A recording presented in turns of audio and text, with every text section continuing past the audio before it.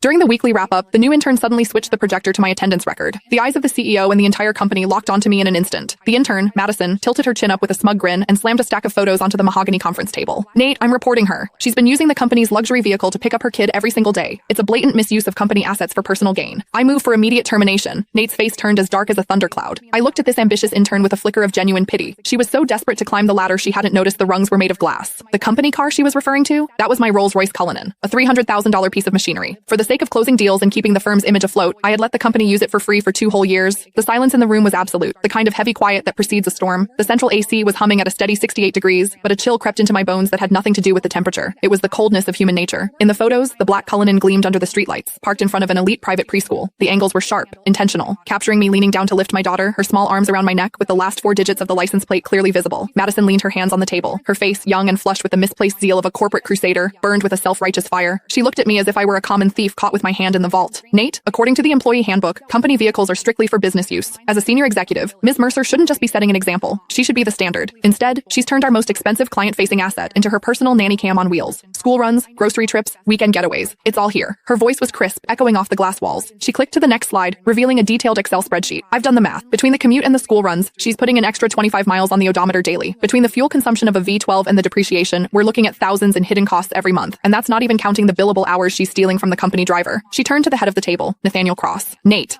was my college classmate. He was the founder of this firm. In the early days, when he couldn't even cover payroll, I was the one who dipped into my savings to keep the lights on. Later, when we needed to project an image of success to land the big fish, my 5-year-old BMW didn't cut it. Without a second thought, I brought in the Cullinan I'd bought myself as a 35th birthday present, a car I'd owned for less than a month. I told him back then, take it, use it. We need the clients to see we're already in their league. That temporary favor had lasted 2 years. I paid for the gas. I paid the insurance premiums. I covered the maintenance. Sometimes when the driver was overwhelmed, I even drove to JFK myself to pick up VIPs. Everyone in this building knew that car was mine, or at least they should have. But looking at Nate now, there was no defense in his eyes. His brow was furrowed, his fingers drumming rhythmically on the table, a nervous habit he had whenever he was weighing his own interests against someone else's. Diana, Nate finally spoke. His voice was low, coated in a professional coldness that felt like a slap. The evidence Madison provided, is it true? I stared at him, my heart skipping a beat. Is it true? 2 years ago, when he begged me for the car to save face, he said, Diana, I'm so sorry to ask this of you. As soon as we're in the black, I'll buy you a brand new one. 1 year ago, when the cash flow dried up, I used that car as collateral for a bridge loan so he could pay his staff. He told me then, Diana, this car is the company's lifeline. It's your badge of honor. And now, he was asking me if it was true. I scanned the room. George, the sales manager, had used that very car last week to pick up his mother-in-law from the hospital, bragging on Instagram about company perks. Now he kept his head down, intently studying his legal pad. Sarah from HR, who asked for the keys every other month for supplies but really just wanted to cruise with her boyfriend, was looking at me with a sneer as if I were a white-collar criminal. It turns out that in the face of profit, kindness isn't just cheap, it's invisible. What do you think, Nate? I asked. My voice was calmer than I expected. Nate avoided my gaze. The photos speak for themselves. Diana,